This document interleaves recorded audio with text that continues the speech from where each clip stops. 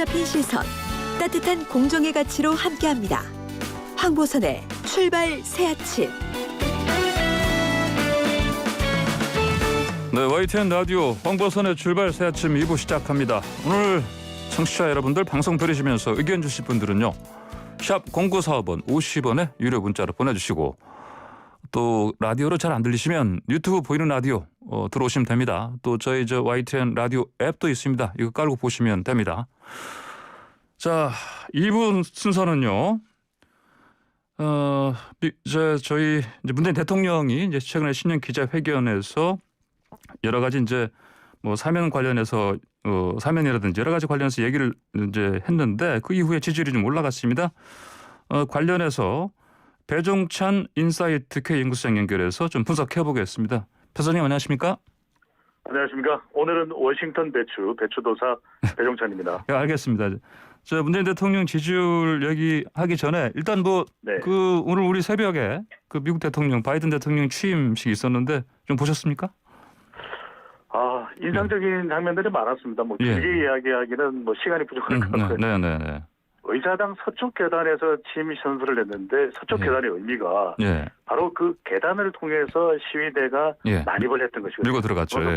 통합된 미국을 강조하는 바이든 대통령의 모습을 볼 수 있었고 이 수만 명의 원래는 군중들이 참여를 하는데 코로나 국면이 또 그대로 고스란히 반영된 그런 풍경을 볼 수 있었는데 미국 국가를 부른 레이디 가가에 주목을 해보는데 우리도 청취자분들도 많이 아는 미국 유명 팝 가수거든요. 레이디 가가. 레이디 가가가 그렇게 트럼프를 싫어했는데 이 바이든 대통령 또 취임식에서 노래를 부르는 일이 있습니다. 우리도 여론조사를 해보면 바이든 대통령에 대한 선호도가 상당했거든요. 후보 시절에도.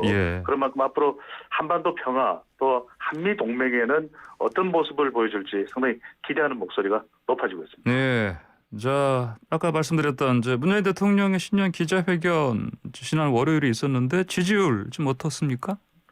네, 아직까지 대통령의 이 신년 기자회견이 오롯이 반영되는 결과는 나오지는 않았습니다. 물론 이제 속속 나오는 그런 결과들을 봐야 될 텐데 대통령 지지율이 살짝 반등하는 모습을 보이고 있습니다. YTN이 리얼미터에 의뢰를 해서 지난 11일부터 15일까지 실시하고 월요일을 발표했던 조사 결과인데 대통령이 잘하고 있다는 긍정평가 37.9%, 35% 가까이까지 떨어졌던 이 잘하고 있다는 긍정평가가 반등을 했고요. 부정평가는 60%대에서 57.6%로 낮아졌습니다. 더 자세한 사항은 중앙선거론조사 심의위원회 홈페이지에서 확인 가능합니다. 그 제가 말씀드린 그 여론조사는요. 오늘 새벽에 또 새로 하나 나온 게 있어요 보니까. 네, 그게 또 엠바고가 걸려 있어가지고. 그래서 알겠습니다. 자. 그러면은 이제 지지층은 약간 좀 결집하는 모습으로 보이는데 중도층이 회복되지 않는 이유 이게 뭐로 봐야 됩니까?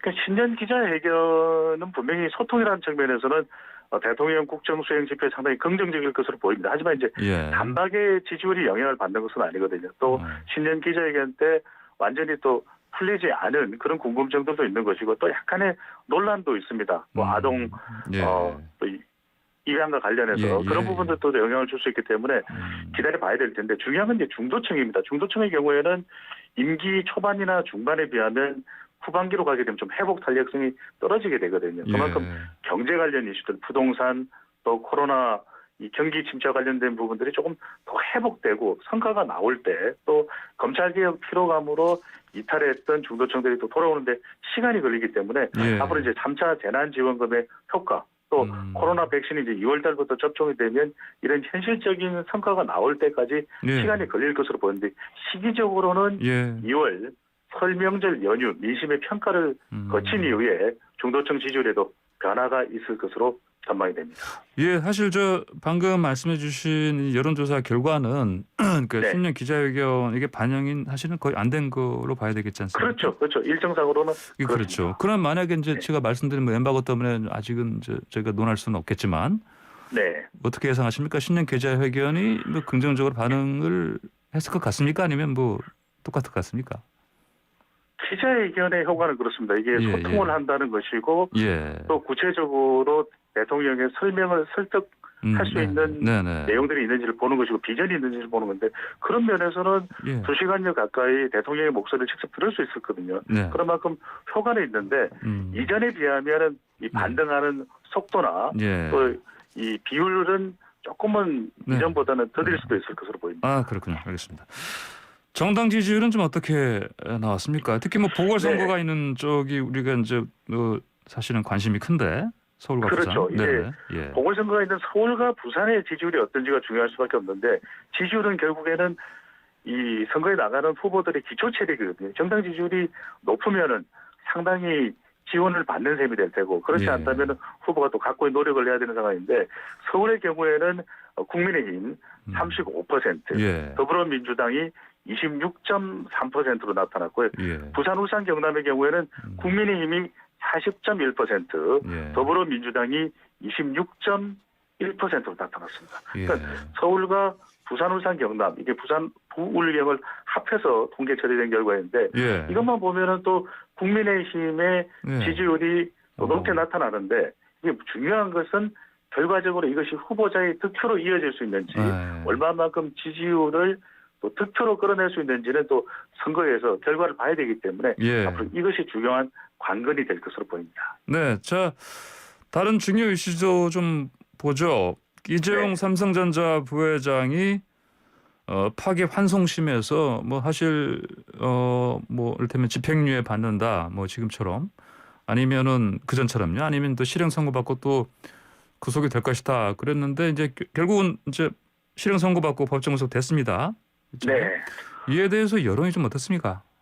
관련돼서도 뭐 여론은 엇갈리고 있습니다. 경제에 미치는 영향이 크다 아니다. 예. 재벌이라고 해서 그동안 사모법칙처럼 집행유예가 뭐 곧잘 나왔던 그런 것이 말이나 되느냐. 예. 부적절했다. 이런 네네. 의견이 이제 국민 여론은 이렇게 나타났습니다. 리얼미터가 오마이뉴스에 의뢰를 받아서 19일 실시한 조사이고요. 자세한 사항은 조사기관의 홈페이지에서 확인 가능한데 이재용 삼성전자 부회장에 대한 판결에 대해서 어떻게 평가하는지 물어보았는데 예. 과하다. 46%로 가장 높게 나타났습니다. 아 그래요. 가볍다. 오히려 더 중형이 필요했던 것 아니냐. 예. 24.9%. 적당했다가 21.7%인데 좀 가볍게 보거나 좀 더 예. 중형이 내려졌어야 됐다. 또는 적당하다를 합해 보면은 예. 약간 46% 정도 되고 예. 또 과하다가 46%니까 거의 찬반으로 나누어 본다면 네네. 한 팽팽한 결과로 볼 수도 있겠습니다. 아 그랬군요. 자, 네. 문 대통령이 기자회견에서 이제 부동산 정책에 대해서 이제 송구하다라고 또 표현을 했고요. 네. 이제 그렇게 하긴 했는데 이제 부동산 거래를 좀 원활하게 하기 위해서 어떤 문을 열어주는 그런 작용을 하는 양도세 이 완화에 대한 얘기가 좀 많이 있었는데, 네. 예, 근데 여론상으로는 좀 어떻습니까 이게? 그렇습니다. 이게 양도세 완화가 거론됐던 큰 이유 중에 이제는 예. 다주택자들이 양도세가 높기 때문에 집을 내다 팔지 못한다. 그러니까 예. 서울 지역만 하더라도 예. 다주택자들이 집을 많이 내다 팔면 상당히 또 부동산 문제가 예. 또 가격 안정이 되는 거 아니냐. 이런 또 의견들이 있었기 때문인데요. 리얼미터가 YTN의 의뢰를 받아서 지난 15일 실시한 조사이고요. 자세한 사항은 조사기관의 홈페이지에서 확인 가능합니다. 질문을 이렇게 물어봤습니다.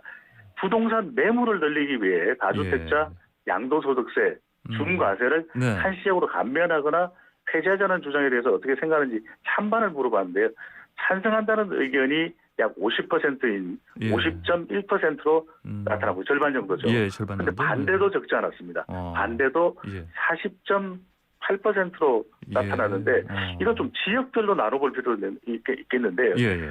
서울의 경우는 양도세 완화를 찬성한다가 이 전체 조사 결과보다도 더 높게 나타났고 예. 그리고 이 부산, 울산, 경남, 대구, 경북, 영남 지역도 네. 대체적으로 양도세 완화를 찬성한다는 의견이 높았는데 예. 호남 지역의 경우에는 양도세 완화 반대한다가 54.5%로 더 높았습니다. 주로 이제 젊은 연령대에서는 예. 양도세 완화에 대한 찬성 의견이 높았습니다. 그만큼 이제 집이 많이 나오게 되면 예. 이 부동산 가격, 아파트 가격도 좀 내려갈 수 있고 집을 살 수 있는 기회도 더 많아진다. 이렇게도 판단할 수 있는데 연령대가 높은 60대와 70세 이상은 양도세 완화에 대한 반대 의견이 더 높았습니다. 아 그렇군요. 네. 자 이번에 뭐 저 선거 얘기 좀 해보죠. 네. 저 어제였죠 중소벤처기업부 장관, 박영선 장관이 이제 결국 사의 표명했습니다. 그렇죠. 자, 출마 본격화되는 양상인데 여야 구도 좀 어떻게 될 것 같습니까?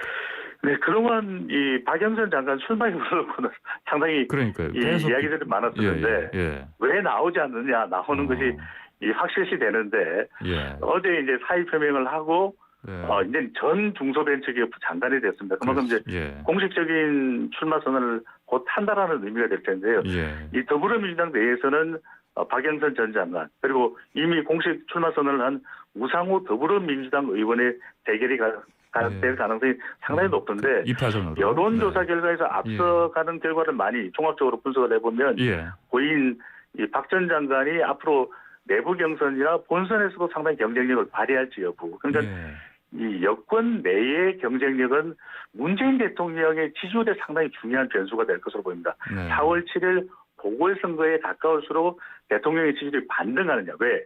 박 전 장관도 현 정부의 또 장관이고 우상호 의원은 또 여당 의원이기 때문에 대통령에 대한 평가가 될 가능성이 상당히 높거든요. 그런 만큼 대통령의 지지율이 중요할 수밖에 없을 것이고 보수 야권에서는 지금 안철수 국민의당 대표 또 나경원 전 의원 또 오세훈 전 시장이 국민의힘에서는 이제 유력한 후보로 또 올라 있는데 이 야권은 뭐 어떤 다른 변수보다도 단일화 변수가 가장 중요해 보입니다.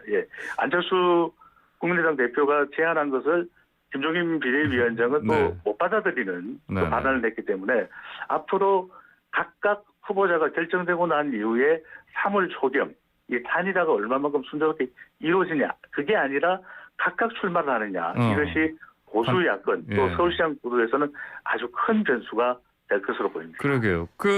어떻습니까? 뭐 단일화 될 것 같습니까?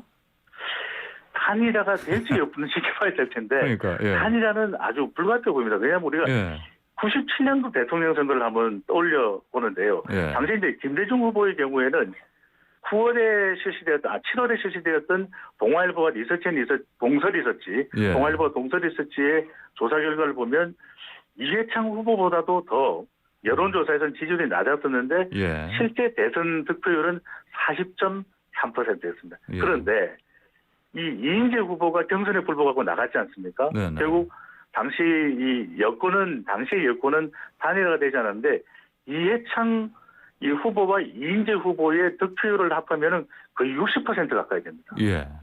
그런데 이제 김종필 후보와는 김대중 후보가 이 DJP 연합을 하지 않습니까? 결국 그것이 대선 승리의 큰 발판이 됐는데 그만큼 97년도 대통령 선거를 보더라도 단일화에 성공한 김대중, 김종필 후보는 김대중 후보의 당선으로 이어졌지만 이해창, 이인재 후보의 분열은 결국 이 실패로 끝났다는 것. 이것이 바로 단일화가 불가피해 보이는 이유로 꼽을 수 있겠습니다. 알겠습니다. 오늘 말씀 여기까지 듣겠습니다. 감사합니다. 고맙습니다. 네, 지금까지 배종찬 인사이트 K 연구소장이었습니다.